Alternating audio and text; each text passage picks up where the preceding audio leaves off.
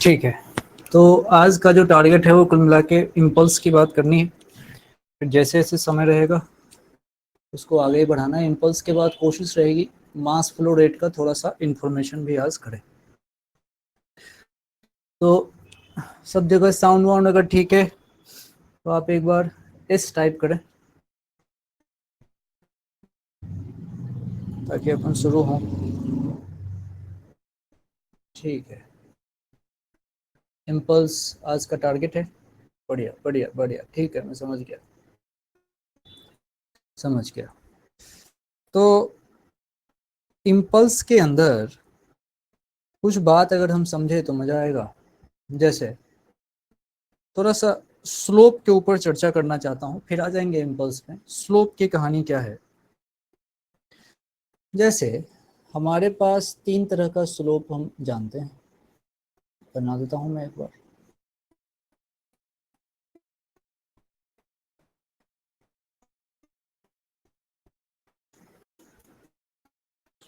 Slope की कहानी क्या होती है? जैसे या तो कभी आपने ऐसी लाइन देखी है, या फिर ऐसी लाइन देखते हैं, या फिर ऐसी लाइन देखते हैं, ये स्लोप है। अच्छा, स्लोप बोलते ही मेरे मन में आएगा कि कोई एम की बात कर रहा है, मतलब वो tan थीटा की बात कर रहा है। अच्छा, ये स्लोप सही मायने में होता क्या है?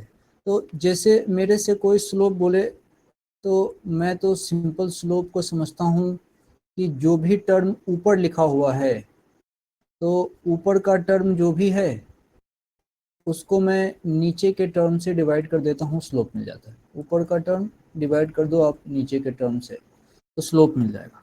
कोई भी चीज़ उठा के देख लो। जैसे मान लो ये इस तरीके का कोई ग्राफ है जिसमें ऊपर में लिखा हुआ है पी फॉर मोमेंटम की बात कर रहा हूँ, और नीचे में मेरे पास टाइम है, और इनके बीच का स्लोप है। अगर ये ग्राफ कोई ऐसा किसी ने बना दिया और किसी पॉइंट पे अगर वो कहे कि मैं इस पॉइंट पे स्लोप खींच रहा हूँ और आप मुझे बताओ कि इस स्लोप का क्या मतलब है, तो मैं कहूँगा कि यहाँ जो स्लोप आएगा, मतलब ये जो थीटा आएगा, जो मेरा ये थीटा आएगा स्लोप, ये क्या कहलाएगा? सोच के देखो। ऊपर का टर्म मतलब डीपी, नीचे का टर्म मतलब डीटी। ये देखते ही मन खुश होना चाहिए कि ये डीपी अपॉन डीटी की बात है, जिसको अपन कहते हैं फोर्स। तो हर स्लोप, कोई जरूरी नहीं कि कोई ना कोई, स्क्रीन नहीं आ रहा, स्क्रीन स्क्रीन तो मेरे तरफ से तो शेयर है, मेरे तरफ से शेयर है स्क्रीन ब्रदर, एक बार रिफ्रेश करो।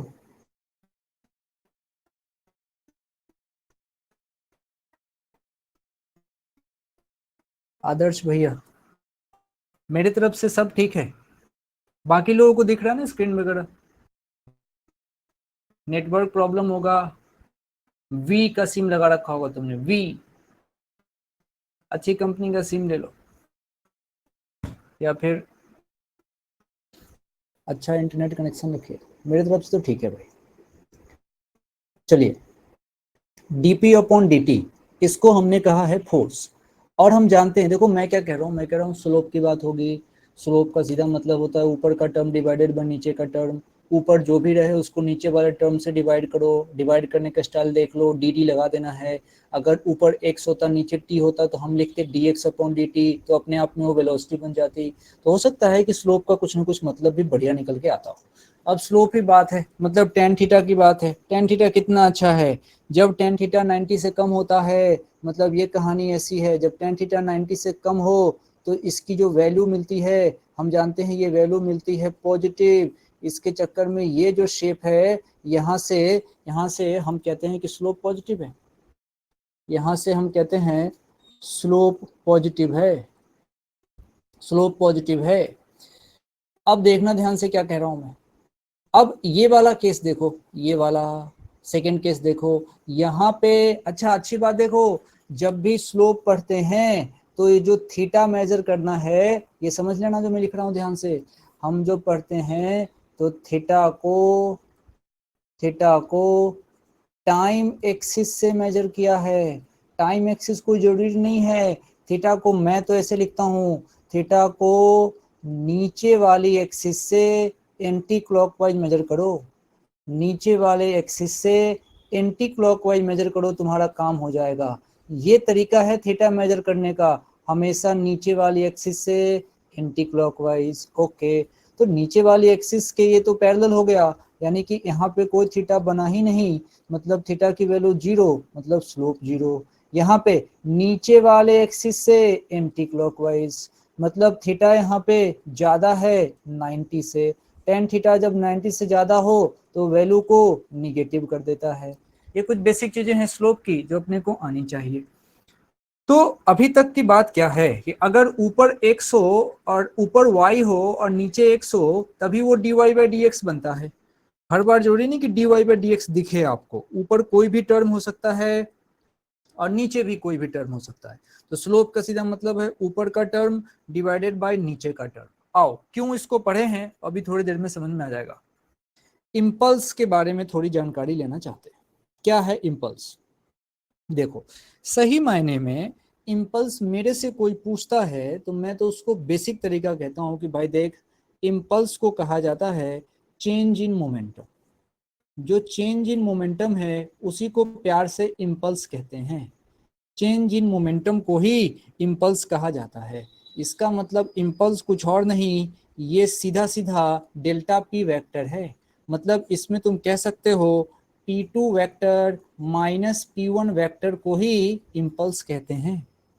P2 vector minus P1 vector को ही इम्पल्स कहते हैं। अच्छा, इम्पल्स होने को तो ये भी वेक्टर क्वांटिटी है, तो इसको कुछ लोग आई वेक्टर से लिखते हैं, अच्छा कुछ लोग इसको जे वेक्टर से भी लिखते हैं। तो सबसे पहली बात, इम्पल्स क्या है? इम्पल्स कुछ नया नहीं है, चेंज इन मोमेंटम को ही इम्पल्स कहते हैं। अच्छा, तो इसका क्या फायदा है ये जरा देखो, अब समझाता हूँ। मैं तो ये जानता हूं कि जब भी मेरे से कोई फोर्स पूछे तो मैं उसको कह सकता हूं भाई dp अपॉन dt। जब भी कोई फोर्स पूछे तो मैं उसको dp अपॉन dt कह सकता हूं। अच्छा, इसका मतलब मैं उसको कह सकता हूं, ध्यान से देखते रहना, कि ये जो dp है ये कुछ नया नहीं है, ये सीधा f dt है, क्रॉस मल्टीप्लाई तो कर रहे हैं। dp कुछ नया नहीं है, ये सीधा सीधा f dt है। ओ, अब क्या होगा इसका? अब थोड़ा फायदा उठा सकते हैं। कैसे समझना, मेरे पास रिलेशन आया कि dp कुछ नया नहीं है, ये simple simple F D T है। अच्छा, तो क्या इसको अब इंटीग्रेट करके चेक कर लें कि क्या मिलने वाला है? चलो इसको इंटीग्रेट करते हैं। इंटीग्रेट करने समय लिमिट, एक तरफ टाइम की लिमिट चलेगी, तो इधर माना t1 टाइम पे हमारा जो मोमेंटम है वो p1 था, समय बढ़ता गया, t2 टाइम आया और मोमेंटम मेरा p2 आया। अब कुछ नहीं करना है, लिखने का स्टाइल समझो। अब की बार लिखने का स्टाइल समझो, ये dp का जो इंटीग्रेशन है ये हमारे पास p हो गया। अच्छा, लिमिट कहाँ से? तो ये p1 से लेके p2 तक। इसको क्या लिख सकते हो? इसको तो तुम लिख सकते हो सीधा सीधा P2 माइनस P1, सीधा सीधा इसको P2 माइनस P1। अच्छा, वेक्टर के फॉर्म में कोई लिखे तो ऐसे लिख सकता है। तो ये वाले टर्म का क्या होगा? ये वाला टर्म देखो, इसको ऐसे ही छोड़ते हैं क्योंकि इसका फायदा है, इसका फायदा है। ये रहा एफ डी टी, ये एफ डी टी रहा। क्या है इसका मतलब ये मैं समझाता हूँ। ये P2 माइनस P1 इंटीग्रेट करने से एफ डी टी आया है कहाँ से कहाँ तक? तो T1 से लेके T2 तक। इसको ऐसे ही लिखने से फायदा है। कैसे फायदा है समझना, फोर्स अगर हमारा टाइम के साथ वेरी करेगा तो उसकी वैल्यू डालेंगे, इंटीग्रेट करेंगे, टाइम की लिमिट पुट करेंगे और मुझे P2 माइनस P1 मिलेगा। ये P2 माइनस P1 को ही हमने नाम दिया है इम्पल्स। अब समझना, तो मैं यहां से कह सकता हूं एक रिलेशन, P2 माइनस P1 आया था, मैं उसको कहूंगा इम्पल्स। अच्छा, इम्पल्स को अगर मान लो मैग्नीट्यूड के हिसाब से बात करनी है, P2 माइनस P1 को मैं डेल्टा P वेक्टर का मैग्नीट्यूड भी कह सकता हूँ। ये किसके बराबर आया है? तो ये इंटीग्रेशन एफ डी टी के बराबर आया है। जहां लिमिट चलेगी टाइम की t1 से लेके t2 तक। इसका खूब सारा मतलब है। इसका मतलब ये है कि इम्पल्स का एक फॉर्मूला तो हमारे पास क्या बना, समझना। एक फॉर्मूला तो बन गया कि चेंज इन मोमेंटम को इम्पल्स कहते हैं। अच्छा, दूसरा क्या बना, दूसरा भी समझाता हूं, ध्यान से देखना। दूसरा बना कि इम्पल्स का मतलब होता है इंटीग्रेशन एफ डी टी। इसका मतलब मेरे पास अगर फोर्स अगर टाइम का फंक्शन है तो उसको इंटीग्रेट करूंगा, इम्पल्स मिलेगा। फिर से बोल रहा हूं, फोर्स अगर टाइम का फंक्शन है, इंटीग्रेट करूंगा, टाइम की लिमिट पुट करूंगा, इम्पल्स मिलेगा। फोर्स टाइम का फंक्शन है। अच्छा, तो मन में एक और बात आनी चाहिए कि जीवन में जब जब मैं इंटीग्रेशन देखता हूं तो ग्राफ में इसका मतलब होता है एरिया अंडर द कर्व। ये बहुत काम की बात है, एरिया अंडर द कर्व। इसका मतलब इंटीग्रेशन की बात अगर हो रही है तो इंटीग्रेशन को मैं एरिया अंडर द कर्व बोल सकता हूं। इसका मतलब अगर मुझे किसी ने फोर्स टाइम का ग्राफ दे दिया, अगर मेरे पास किसी ने एफ टी ग्राफ दे दिया, तो एफ टी ग्राफ के लिए अगर मैं एरिया अंडर द कर्व निकालूंगा तो मुझे इम्पल्स मिलेगा, मुझे इम्पल्स मिलेगा। समझो, ये स्लाइड बहुत काम की है। इसमें पूरा का पूरा डेफिनेशन छुपा है इम्पल्स का। कहां कहां से सवाल आएगा भाई, चेंज इन मोमेंटम को इम्पल्स कहते हैं। अच्छा, इम्पल्स को लिख सकते हैं इंटीग्रेशन एफ डी टी। कब, जब कैलकुलस मेथड से बात होगी, फोर्स हमारा टाइम का फंक्शन होगा। और सुनो, एफ डी टी का इंटीग्रेशन मतलब एफ टी ग्राफ का एरिया। ये है इम्पल्स की बेसिक जानकारी। इम्पल्स की बेसिक जानकारी यही है।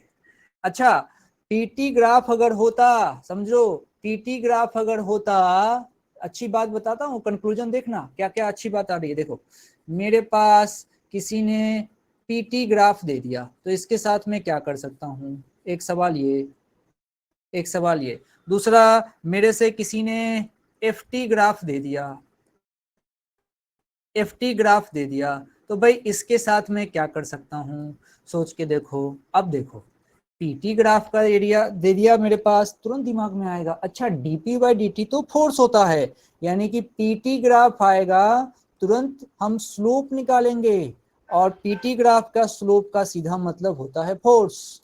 अच्छा, लेकिन जब एफ टी ग्राफ देगा तो तुरंत हम एरिया निकालेंगे, एरिया का मतलब एरिया अंडर द कर्व, और एफ टी ग्राफ का एरिया मतलब चेंज इन मोमेंटम, जिसको बोलते हैं इम्पल्स। इम्पल्स कहो या चेंज इन मोमेंटम कहो, दोनों बात एक ही है, दोनों बात एक ही है। ये बढ़िया बात हो गई, इसको इसीलिए समराइज करके ऐसे करके समझ लिया। अभी तक की बात अगर क्लियर है तो क्लियर का सी दबाएं। क्लियर, मैं स्पीकर ऑन कर रहा हूँ, जिसको कुछ पूछना है वो पूछ सकता है, बिल्कुल बिंदास पूछिए। मैं 1 मिनट रुकता हूँ, इसको जो पूछना है पूछिए। सी सी सी सी सी सी ओजस, ये आदर्श भाई स्क्रीन नहीं दिख रहा आपको अभी तक? आदर्श भैया, ए आदर्श भैया, स्क्रीन नहीं देख पा रहे हैं, सो गया क्या रे? दिख रहा है सब, मुंह से बोल भाई, मुंह से आवाज सुनाओ, लोग तुम्हारा। हाँ सर दिख रहा है सर। हाँ, ये सही है ना, देख, ये ठीक है। सबका क्लियर है तो आगे बढ़ रहे हैं अगले टॉपिक की तरफ। मैंने टॉपिक तो यही है, अगले की तरफ चल चल। आइए, क्वेश्चन की शुरुआत होनी है, आनंद लीजिए इस क्वेश्चन का। पढ़िए अच्छे से, पढ़िए अच्छे से, अपने अपने कॉपी में सॉल्व करिए।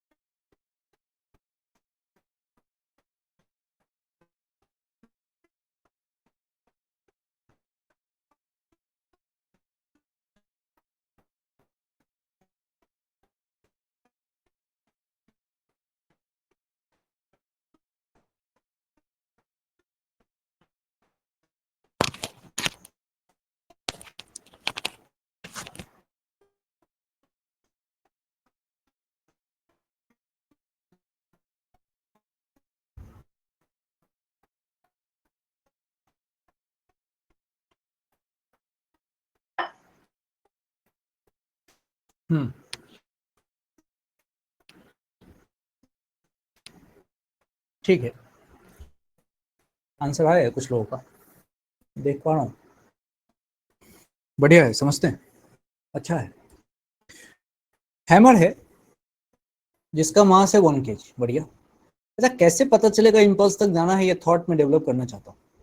सबसे पहली बात कि हमारे पास हैमर था, मास इसका 1 kg इसने दे रखा है, इसकी स्पीड है 6 मीटर पर सेकेंड से, हैमर को 6 मीटर पर सेकेंड से इसने फेंका, दीवार से टक्कर हो रही है, टक्कर होने के बाद ये 0.1 सेकेंड में रेस्ट पे आ गया, 0.1 सेकेंड में टक्कर के बाद रेस्ट पे आ गया। अब दिमाग कह रहा है कि जब ये आया होगा, टकराया होगा, और ये 0.1 सेकेंड में रेस्ट पे आ गया, बढ़िया बात है।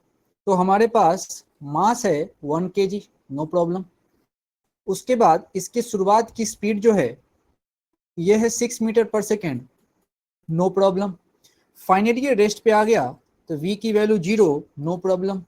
और इस सब में जो समय का चेंज हुआ है वो मात्र 0.1 सेकेंड का हुआ है। अच्छी बात है, समय बहुत कम है और बहुत कम समय में ये सारा का सारा मोमेंटम का चेंज हुआ है। कम समय में, समझना, कम समय में जब मोमेंटम का चेंज होता है तो उस समय फोर्स की वैल्यू बहुत ज़्यादा हो जाती है। सोच के देखो, कम समय में मोमेंटम का चेंज। एक ऐसी बात करता हूँ, सोल्यूशन पे मत जाओ, अब मेरी बात को समझो। सवाल तो देखो बहाने होते हैं, सवाल ऐसे लिए जाते हैं जिसके हेल्प पे हम बहुत सारे कॉन्सेप्ट को सीखें। अब देखो मैं तुमको क्या सिखाना चाह रहा हूँ, न्यूटन का सेकेंड लॉ।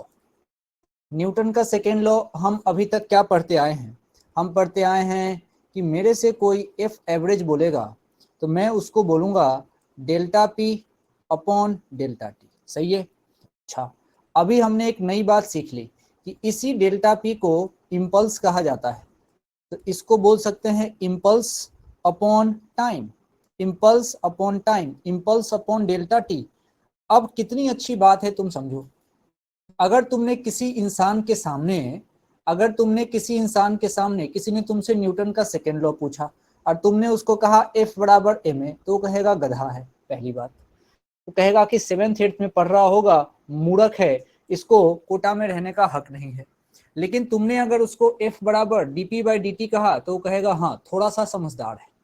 लेकिन जैसे ही तुमने उसको कहा, अब देखना ना, जैसे ही तुमने कहा कि भाई देख, इम्पल्स का मतलब तो होता है चेंज इन मोमेंटम, इसका मतलब न्यूटन का second law F average equals to impulse upon time होता है, तो वो तुमको शाबाशी देगा, सैल्यूट करेगा, कहेगा ये लड़का टैलेंटेड है, ये लड़की टैलेंटेड है। अब आपसे कोई न्यूटन का सेकेंड लॉ पूछे, आप उसको बोलो impulse upon time, impulse upon time, ये है न्यूटन का second law, impulse upon time. और इम्पल्स क्या है, बार बार बोलूंगा, change in momentum, change in momentum. F T graph का एरिया इम्पल्स देता है। अब देखो कुछ और बात सीखते हैं, जैसे मेरे पास एफ एवरेज की बात है, मैं उसको कहूंगा delta P upon delta T. चलो अच्छी बात है, समझ गए।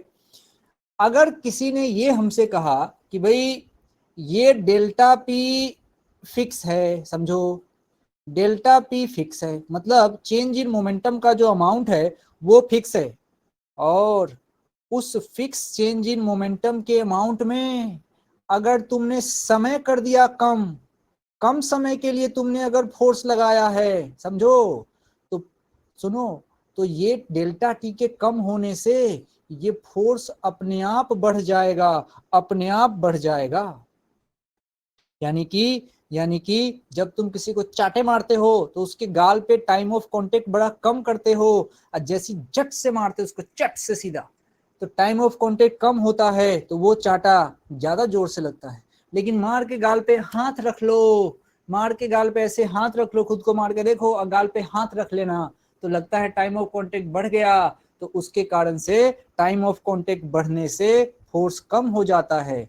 डेल्टा टी को बढ़ाओ, इसके चक्कर में जो फोर्स लग रहा है, ये जो एवरेज फोर्स लगता है, ये अपने आप कम हो जाएगा। यही इम्पल्स का कमाल है।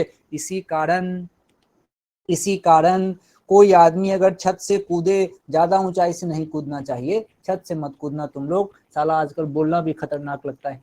आप मान लीजिए बेड पर से कूदे, बेड पर से अगर आप कूदे तो उस समय मानो एक बार तुम ग्रास पे कूदे और एक बार तुम कूदे हार्ड फ्लोर पे, तो हार्ड फ्लोर पे जब तुम कूदते हो तो तुम्हारी वेलोसिटी अचानक से जीरो होती है, अचानक से जीरो होती है, तुरंत से जीरो होती है, टाइम ऑफ कांटेक्ट कम हो गया, आपको चोट लगती है, फोर्स ज्यादा लगा। लेकिन जब तुम गद्दे पे गिरते हो, गद्दा धीरे धीरे दबता है, तो भाई तुम्हारी वेलोसिटी जीरो तो होगी, लेकिन आराम आराम से टाइम ऑफ कांटेक्ट बढ़ गया तो आपको चोट कम लगती है, क्योंकि आप पे फोर्स कम लगता है। यही है हमारा इम्पल्स का कमाल। इसीलिए क्रिकेट में जब बॉल हमारे पास आती है, कैच करने के लिए हाथ थोड़ा पीछे करते हैं, तब जाकर उसको कैच करते हैं। खैर खैर, हम तो अब चलते हैं बैक टू द क्वेश्चन। ये तो थोड़ी ज्ञान की बात थी, मैंने आपको बताया। चलिए, कैलकुलेट द फॉलोइंग। अब हमसे देखो क्या क्या पूछा था, कितनी अच्छी अच्छी बात पूछ दी इसने। इसने हमसे पूछा इम्पल्स, बहुत बढ़िया। इम्पल्स पूछोगे, एक ही उपाय है, मेरे से इम्पल्स पूछो, इम्पल्स का एक ही उपाय। क्या? इम्पल्स मतलब मैं जानता हूं डेल्टा पी। अच्छा, डेल्टा पी मतलब मैं जानता हूं मास इंटू वेलोसिटी की फाइनल वैल्यू, और साथ में मास इंटू वेलोसिटी की इनिशियल वैल्यू। अच्छा, हो गया। फाइनली मास तो ठीक है, फाइनली बॉडी रुक गई, -1 × 6। इम्पल्स क्या आया? इम्पल्स यहां से आया, गौर फरमाइएगा, देखना यहाँ कॉन्सेप्ट है। यहां से इम्पल्स मेरा आया -6, -6 आया इम्पल्स। ओके, तो इम्पल्स का मतलब चेंज इन मोमेंटम है, इम्पल्स का मतलब चेंज इन मोमेंटम है, तो यूनिट अलग थोड़ी ना होगी। तो इसकी यूनिट भी ध्यान देना, न्यूटन सेकेंड होगी, या फिर केजी अपॉन मीटर पर सेकेंड ही होगी। सोचो, मोमेंटम की यूनिट क्या होती है? मोमेंटम मतलब मास इनटू वेलोसिटी, मास का केजी, वेलोसिटी का मीटर पर सेकेंड, और इंपल्स तो चेंज इन मोमेंटम ही है। तो जो हाल मोमेंटम का, वही हाल इंपल्स का, यूनिट सेम होगी। और समझना, -6 कह दिया इंपल्स को, यानी कि यहां से इंपल्स हमने निगेटिव लिया। तो सीखने वाली बात यह है कि इंपल्स निगेटिव भी हो सकता है। और अच्छी बात यह है कि ये जो मेरा इंपल्स है, ये इंपल्स कुछ भी हो सकता है, पॉजिटिव भी होगा, ये इंपल्स निगेटिव भी पॉसिबल है, और ये इंपल्स जीरो भी पॉसिबल है। अब चेंज है, चेंज तो कुछ भी हो सकता है, तो इंपल्स पॉजिटिव, निगेटिव, जीरो तीनों पॉसिबल है। अच्छा चलो ठीक है। अब खैर, हम तो सवाल पे भी थोड़ा थोड़ा रहें तो अच्छा है। सवाल अगला पार्ट, पहला हो गया, दूसरा देखो, average retarding force. Average retarding force पूछा, मतलब पक्का पक्का यहां से जो एक्सेलरेशन आएगा उसको निगेटिव आना है, और रिटार्डिंग फोर्स मतलब ये पक्का स्पीड को कम कर रहा होगा, इसीलिए रिटार्डिंग फोर्स है। That stops the hammer, hammer को दीवार पे मारा गया है, तो क्या रिटार्डिंग फोर्स लगा जिसके कारण वो रुक गया। अच्छा, मतलब मुझे से फोर्स पूछोगे, ठीक है भाई, फोर्स पूछोगे, ठीक है भाई। अब इम्पल्स की बात चल रही है और मेरे से कोई फोर्स पूछा, तो एफ एवरेज सीधा सीधा delta P upon delta T कर दूंगा। डेल्टा पी वही इम्पल्स जो हमने निकाला है, बार बार लिख लेते हैं, impulse divided by delta T. Impulse अभी हमने निकाला है क्या? इम्पल्स हमने निकाला है -6। अच्छा, और डेल्टा टी कितना है? ये क्वेश्चन ने कहा था कि आप समय को 0.1 सेकेंड रखो, 0.1 सेकेंड रखो, तो ये आ गया 0.1 सेकेंड, पॉइंट ऊपर चला जाएगा। तो एफ एवरेज -60 न्यूटन। अरे, -60 न्यूटन मतलब यहाँ ये रिटार्डिंग फोर्स है, ये फोर्स रिटार्डेशन करेगा, स्पीड को कम करेगा, ये रिटार्डेशन करेगा। कोई पूछेगा रिटार्डेशन कितने का करेगा, तो अब देखो कहानी, ये रिटार्डेशन करेगा। अब कहानी देखो कितने का करेगा, उसके लिए इसने सी नंबर पूछा था। देखो, अब तो हम जानते हैं कि यहां से एफ बराबर एम में होता है, ठीक है भाई। एफ नहीं, -60, मास 1 है, एक्सीलरेशन पूछा है, मजे की बात है ये निगेटिव ही आएगा, तो ए मेरे पास आया -60 मीटर पर सेकेंड स्क्वायर, ये ए की वैल्यू है। तो ये तो एक्सीलरेशन है, माइनस में एक्सीलरेशन को हम रिटार्डेशन कह सकते हैं। तो किसी ने कहा भाई मुझे तो एक्सीलरेशन नहीं, मुझे रिटार्डेशन ही प्रिसाइजली बताओ, रिटार्डेशन ही बताओ। तो रिटार्डेशन बताने के लिए माइनस बताने की जरूरत नहीं है। रिटार्डेशन बताना हो तो मैं बताऊंगा 60 मीटर पर सेकेंड स्क्वायर। अब माइनस बोलने की जरूरत नहीं है। एक्सीलरेशन माइनस होने का मतलब ही रिटार्डेशन होता है, रिटार्डेशन को माइनस के साथ नहीं लिखा जाता। रिटार्डेशन तुम बोलते हो, सामने वाला अगर पढ़ा लिखा है तो समझ लेता है कि रिटार्डेशन मतलब तुम कहना चाह रहे हो कि रिटार्डेशन अगर 60 मीटर पर सेकेंड स्क्वायर है मतलब एक्सीलरेशन -60 है। ये अपने आप में बात क्लियर हो जाती है। तो अभी तक की बात क्या हुई है? अभी तक की बात हुई है कि इम्पल्स डेल्टा पी होता है, F average impulse upon delta T होता है, और फोर्स मास इनटू एक्सीलरेशन लगा सकते हैं जब हमें उस फोर्स के कारण होने वाला एक्सीलरेशन पूछा जाए। एक्सीलरेशन निगेटिव हो तो उसको प्यार से लोग रिटार्डेशन भी कहते हैं, रिटार्डेशन भी कहते हैं। घर का अगर छोटा भाई हो तो प्यार से लोग उसको छोटू भी कहते हैं। ए छोटू, ए छोटू। अब ये सवाल भी करते हैं, कर दीजिए, क्वेश्चन करिए।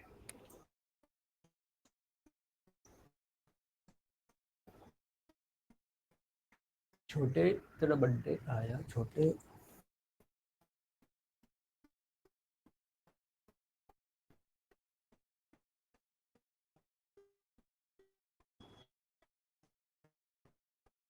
जब तक सवाल चल रहा है तो बोल के पूछ सकता है।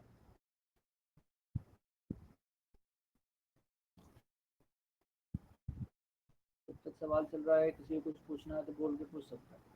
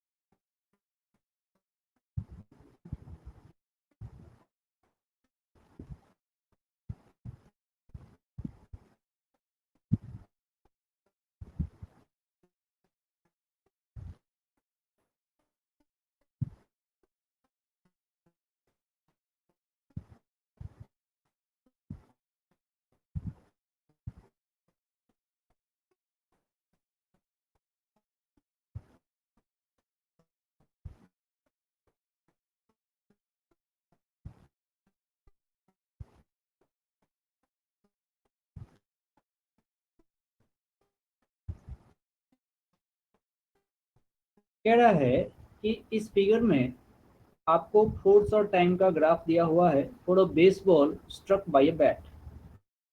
बेसबॉल से बैट, अब हम लोग तो बेसबॉल देखो खेलते नहीं, हम तो क्रिकेट वाले हैं, लेकिन चलो क्वेश्चन को बेसबॉल की इच्छा थी तो उसी स्टाइल से खेलते हैं, बेसबॉल भी मारते हैं डम से सीधा।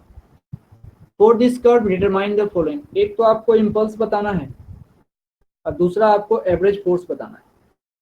इम्पल्स बताना है और एवरेज फोर्स बताना है। तुरंत से ग्राफ देखते ही मन में दो बात आनी चाहिए, ओह एफ टी ग्राफ देखूंगा, एफ टी ग्राफ देखते ही मन खुश होना चाहिए कि एफ टी ग्राफ है तो तुरंत एरिया निकालो, और एफ टी ग्राफ का एरिया ही इम्पल्स देता है।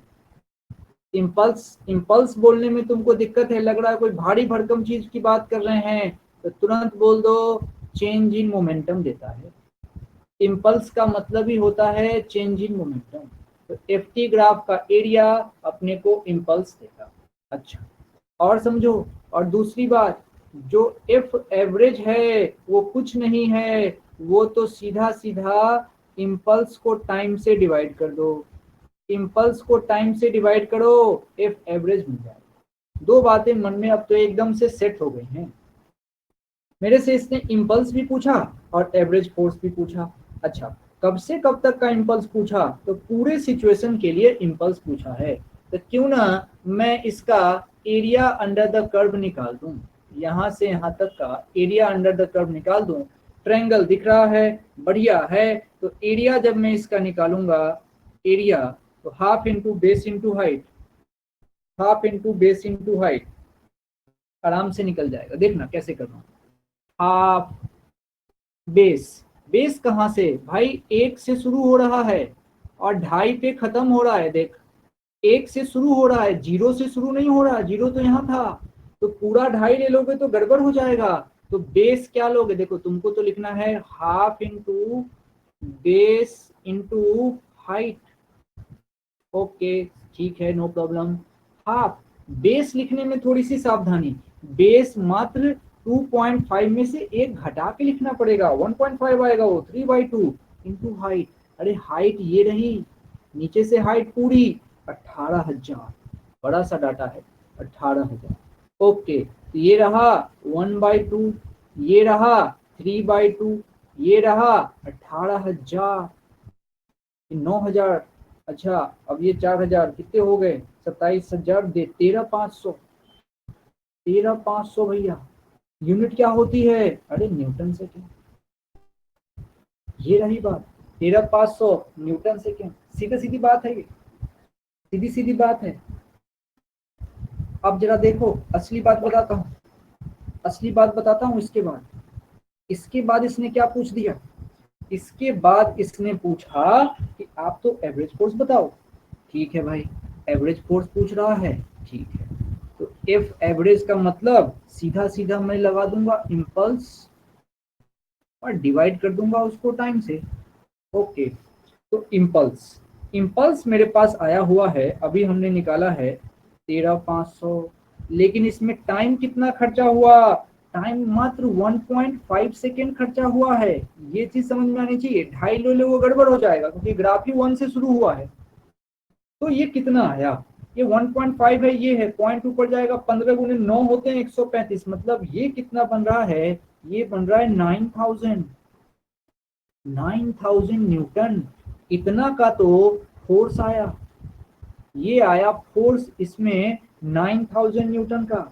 समझो बात। तो क्या हुआ, जब किसी बेसबॉल को बैट से जोर से मारा गया जिसका ग्राफ इस तरीके से बना, अब उस कंडीशन में ग्राफ किसका है, फोर्स और टाइम का। तो हमने इसका एरिया निकाला, इम्पल्स मिला, इम्पल्स को टाइम से डिवाइड किया, फोर्स मिला। इतनी ही बात है, ग्राफ दिया हुआ है, उसके बाद वैल्यू पूछी गई है। आसान सा सवाल है, इसमें कोई संदेह नहीं है। हाँ गलती एक ही होती है, 2.5 भी लेते हैं बच्चे तो गलती हो जाती है। आप लोगों ने नहीं लिया होगा क्योंकि आप लोग जीनियस। किसी को दिक्कत है तो दिक्कत का डी टाइप करिए, और आगे बढ़ाने चाहते हैं तो ए टाइप करिए। सर टाइम वाला नहीं समझा, ओके टाइम फिर से देखा जाए, टाइम फिर से देखा जाए। इस ग्राफ को मैं चुराता हूँ कॉपी, अब इसको यहाँ चिपकाता हूँ और एक इसके पड़ोस में ग्राफ बनाता हूँ। अब इसके पड़ोस में ग्राफ बनाता हूँ, ये देखो, ये देखो,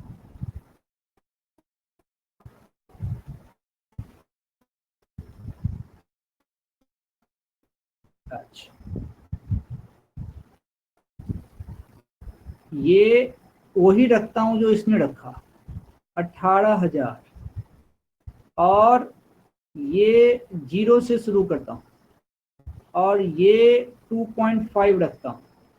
अब इस पूरे कार्यक्रम में मेरे से कोई पूछे कितना टाइम लगा, तो मैं कहूँगा 2.5 पे खत्म हो गया और शुरू हुआ था 0 सेकेंड से। तो 2.5 माइनस 0 मतलब इसमें 2.5 सेकेंड का काम लगा। ओके अब देखो, हमें जो क्वेश्चन था उससे पूछते हैं, 1 से शुरू हुआ 2.5 पे खत्म हुआ।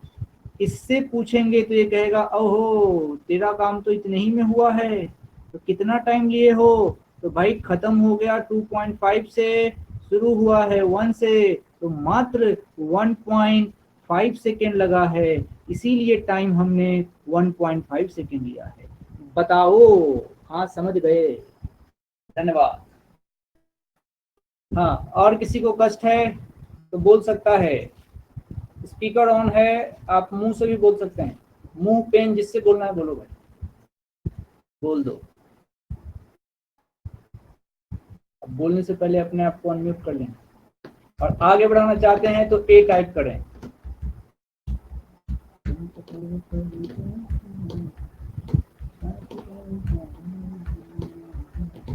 अनामिका को समझ में आ गया? ए, ओके ओके। सिमू ए, ओजस ए, आदर्श ए। बाकी लोग सो रहे हैं। इस साला अभी से ही लोग बंक मार रहे, देख रहे हो? अभी से ही बंक मारे। किसी के यहाँ नेट नहीं आता, किसी के यहाँ बारिश हो रही है, किसी की तबीयत खराब है। अरे ऐसा तो चलता रहेगा, कहाँ तक तुम भागते फिरोगे? तबीयत खराब हो तो ऑनलाइन पढ़ना जीवन का सबसे आसान काम। ऑनलाइन पढ़ने में क्या करना है? चुपचाप सुनना है। तबीयत खराब अगर हो तो ठीक है, एक्सट्रीम वाली बात अलग हो जाती है, लेकिन फिर भी कोशिश करनी चाहिए पढ़ने की। पढ़िएगा मन से तभी बात होगी, एकदम सिंसियर होके पढ़िए, नहीं तो सारा टैलेंट चला जाता है डैश में। जो आदमी लाइफ में रेगुलर नहीं है ना, उसके टैलेंट की कुछ कदर नहीं होती, कुछ कदर नहीं होती, कुछ कदर नहीं। टैलेंट तुम्हारे जैसे बहुत लोगों की है। मेरे जैसे कितने पढ़ाते होंगे? कोई मेरे से बेहतर प्लानिंग कर लेगा, मेरे से बहुत आगे। कोई मेरे से खराब प्लानिंग करेगा, मेरे से ज्यादा टैलेंट लेते हुए भी उसको नहीं आता पढ़ाने। एक ही टैलेंट पे 1 लाख लोग हो सकते हैं। अब उनसे तुमको आगे होना है तो बस तुम्हारे में उनसे ज्यादा मेहनत करने की कैपेसिटी हो जानी चाहिए, उनसे बेहतर अलर्टनेस हो जाना चाहिए, काम खत्म। सेम नंबर लाने वाले कितने बच्चे हो जाते हैं? तो टैलेंट तो देखो बहुत लोगों के पास होता है। चलिए, अब हमारे पास सिचुएशन है एफ इक्वल्स टू, ये कहानी है, देखिए पढ़िए आप इसको। F equals to 2t plus क्या 60, हाँ F equals to 60 plus 2 newton, ठीक है, अच्छा है। लग रहा है 2 kg के पार्टिकल पे, जो कि शुरुआत में रेस्ट पे है, ठीक है, अच्छी बात है। 2 kg का पार्टिकल है, 2 kg का पार्टिकल है जो शुरू शुरू में रेस्ट पे है, और उस पे फोर्स ऐसा लग रहा है।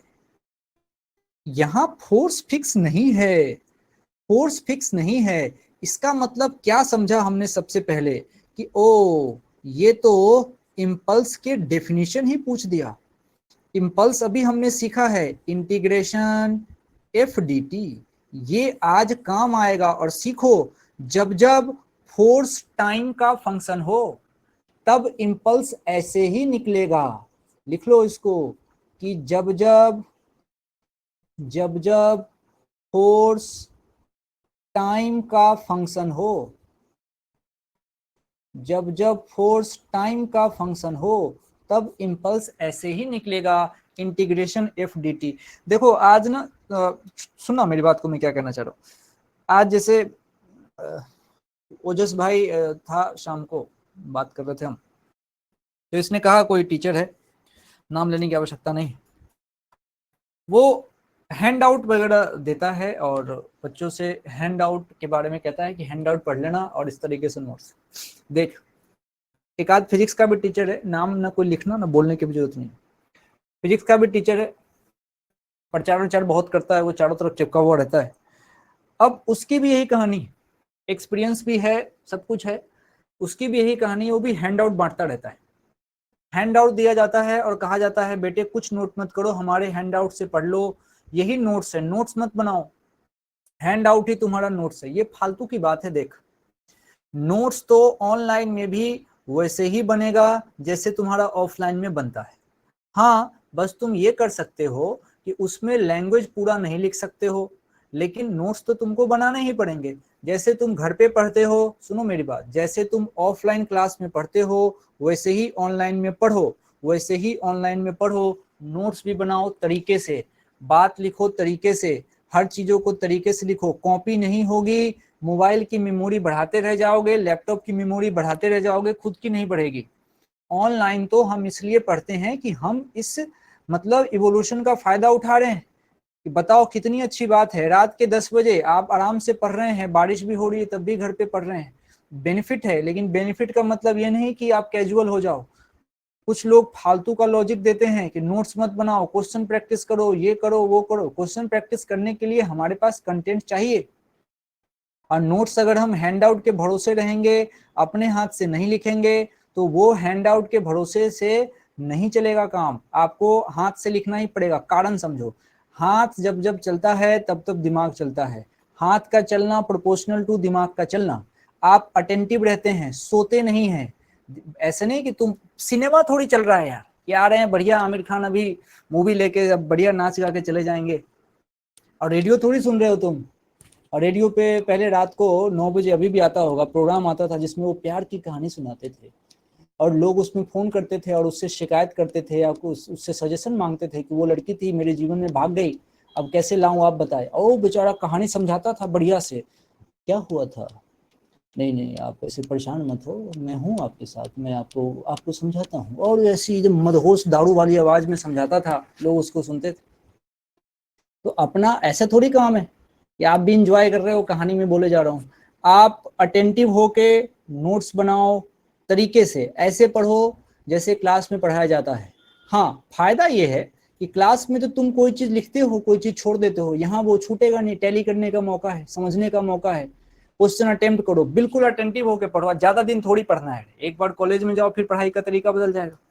कॉलेज लेने के लिए पढ़ रहे हैं भाई, सीधी सीधी बात है। चलो इसी बात पे अब सवाल पे आता हूँ। फोर्स की कहानी थी, ये मैंने लिख दी। 2 kg की बॉडी थी, शुरुआत में रेस्ट पे रखा था, इनिशियली एट रेस्ट। ओके, मतलब u बराबर 0 है। अब हमसे कहा है इम्पल्स बताओ कितने देर में। देखो 0 से 4, अब टाइम 4 सेकेंड है। 0 से शुरू हो रहा है तब ना 4। अच्छा, अब दूसरा पूछा वेलोसिटी बताओ, लेकिन कब बताओ, एट 4 सेकेंड। बाकी बकवास नहीं चाहिए, सिर्फ 4 सेकेंड की वेलोसिटी चाहिए। दो अलग अलग बात है, दो अलग अलग बात है। एक में टाइम पूछा है 0 से लेके 4 तक के बीच का इम्पल्स, और एक में एट 4 पूछा है। समझते हैं क्या है कहानी। सबसे पहले तो बेसिक इंटीग्रेशन की हमको जानकारी होनी चाहिए, अब है भी हमको। तो क्या कर सकते हैं, हम इम्पल्स को थोड़ा सा समझें। मेरे से इम्पल्स पूछा जाएगा तो मैं इम्पल्स, यहाँ पे तो एक ही उपाय है, मुझे एफ डी टी कहना पड़ेगा। एफ डी टी कहना पड़ेगा। मजे से समझो, मैं इस बार इंटीग्रेशन पूरा कर देता हूँ कि आपको जो है दिक्कत नहीं हो। पहले इसको घेर के साइड कर लीजिए। अब आइए एक एक करके बात को समझते हैं। 2 पार्ट में इसको बांट रहा हूँ। पहली कहानी यहाँ पे कर रहा हूँ, फिर कहानी यहाँ लेके जाऊंगा। अब समझना, मेरे पास जो एफ है, वो क्वेश्चन ने कहा था, मैं नहीं कह रहा हूँ, उसने कहा था 60+2। ओके, ये जाएगा ऐसे D T, no problem. Okay, अब जरा समझना, मेरे पास 60+2 ऐसे दे रखा है। अच्छा, टुकड़ों में कहाँ से कहाँ तक इसने बोला है, इसने बोला है 0 से लेके 4 सेकेंड तक। बढ़िया से तुम बात को समझना, 0 से लेके 4 सेकेंड तक कहा है। अब इसको कैसे लिख सकते हैं, इसको तुम लिख सकते हो 60 डी टी, कोई बात नहीं। अच्छा, +2 डी टी, सही है। अच्छा, कहाँ से कहाँ तक, तो 0 से लेके 4 तक। मैं ये ऐसे इसलिए लिख रहा हूँ कि मैं चाहता हूँ कि आप इंटीग्रेशन का बेसिक मेरे से समझो कि बेसिक कैसे, मैं पूरा का पूरा इसका प्रिसाइज स्टेप क्या है। अब जरा देखो, अब क्या होगा, 6 कांस्टेंट है, बाहर निकालोगे और देखना टी डी टी का इंटीग्रेशन क्या होता है, आप जानते हैं, t²/2 होता है। x n+1, नीचे भी n+1, डन, नो प्रॉब्लम। अच्छा, कहाँ से कहाँ तक, 0 से लेके 4 तक, लिमिट डाल दी, प्लस यहाँ से 2 बाहर निकाला, और डी टी का इंटीग्रेशन आप जानते हैं t होता है कहाँ से कहाँ तक, 0 से लेके 4 तक, डन। अब ये 2 से ये 6 3 बार में कटेगा, ठीक है, तो ये 3 बाहर आ गया। अब देखना अंदर में, ये मेरे पास अंदर में t² पड़ा हुआ है, और अपर लिमिट 4 है, तो एक बार 4 का स्क्वायर माइनस, अब देखना लोअर लिमिट तो 0 है, तो ये 0 का स्क्वायर लिख देता हूं, लिखने में क्या जाता है, ये देख, +2, एक बार अपर लिमिट t के जगह पे 4 और माइनस लोअर लिमिट 0, देखो ये बना, ये बना 0। देखो अब सॉल्व कर लेते हैं, 4 का स्क्वायर 16, 16 गुने 3 48 है कि नहीं, 16 गुने 3 48, और प्लस 4 गुने 2 8, मतलब मेरा इम्पल्स जो आया है मेरा जो इम्पल्स आया है वो आया है 56, यूनिट कोई ना भूले तो न्यूटन सेकेंड। ये मेरा इम्पल्स आया, ये मेरा इम्पल्स आया, जो कुछ नहीं सिर्फ इंटीग्रेशन सिखाया है मैंने कि इंटीग्रेशन के तरीके ये होते हैं। अब समझना, अब तो कुछ नहीं, अब तो काम आसान है मेरे से। अब ये क्या पूछा है, वेलोसिटी पूछा है, कहाँ गया कहाँ गया कहाँ गया, ये रहा। इसने वेलोसिटी पूछा है, t इक्वल्स टू 4 सेकेंड की वेलोसिटी क्या होगी, t इक्वल्स टू 4 सेकेंड की वेलोसिटी क्या होगी। इसका क्या मतलब है, अगर पार्टिकल शुरुआत में रेस्ट पे था, पार्टिकल शुरुआत में तो रेस्ट पे था और चलते चलते 4 सेकेंड तक चला है और t इक्वल्स टू 4 सेकेंड पे हमसे वेलोसिटी पूछी गई है, मतलब ये कुल मिला के छुपके से मेरे से फाइनल वेलोसिटी पूछ रहा है, मेरे से छुपके फाइनल वेलोसिटी पूछ रहा है, समझो, मेरे से फाइनल वेलोसिटी पूछ रहा है। आंसर सही है 28 मीटर पर सेकेंड। लेकिन समझो मैं क्या कहना चाह रहा हूं, ये कह रहा है पार्टिकल t इक्वल्स टू 0 से शुरू होके 4 सेकेंड तक चला और फिर दूसरे तरफ में छुप के कह दिया कि t बराबर 4 पे वेलोसिटी बताओ, मतलब फाइनल बताओ, बस हो गया। इंपल्स सुनते ही, इंपल्स सुनते ही, बी पार्ट यहां लिख रहा हूं, इंपल्स सुनते ही मन में डेल्टा पी आएगा, डेल्टा पी सुनते ही m वेलोसिटी का फाइनल माइनस m वेलोसिटी का इनिशियल आएगा। वेलोसिटी का इनिशियल मैं नहीं, क्वेश्चन कह रहा था कि भाई रेस्ट से शुरू कर रहा हूं, रेस्ट से शुरू कर रहा हूं, मतलब ये तो 0 और v फाइनल, और यही t इक्वल्स टू 4 का है। अब मैं लिख लेता हूं, m की वैल्यू 2, v फाइनल मेरे से पूछा गया है, और डेल्टा p मतलब देखना इम्पल्स जो हम निकाल के आए हैं 56। अब इसको सॉल्व करेंगे, यानी कि यहां से v फाइनल बराबर 28 मीटर पर सेकेंड, और हाँ ये t इक्वल्स टू 0 से शुरू होके t इक्वल्स टू 4 का ही तो है, मतलब ये एक तरीके से t बराबर 4 सेकेंड की वेलोसिटी है v फाइनल। दिक्कत है तो डी टाइप करें, दिक्कत है तो डी टाइप करें, आगे बढ़ना है तो सी टाइप करें।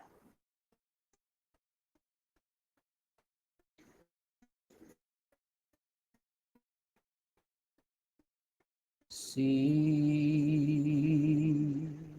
सबका सी नहीं आया है, सबका आ गया क्या, आदर्श भाई भी आ गया, ओजस भाई का नहीं आया, भाई ओजस, भाई ओजस आ गया, आ गया, ओजस भाई का आ गया। आइए आपके सामने सवाल पेश करता हूं। इसी सवाल के लिए बेसिकली मैंने आपको स्लोप भी पढ़ाया था, इसी सवाल के लिए आपको स्लोप पढ़ाया था, स्लोप पढ़ाया था, स्लोप।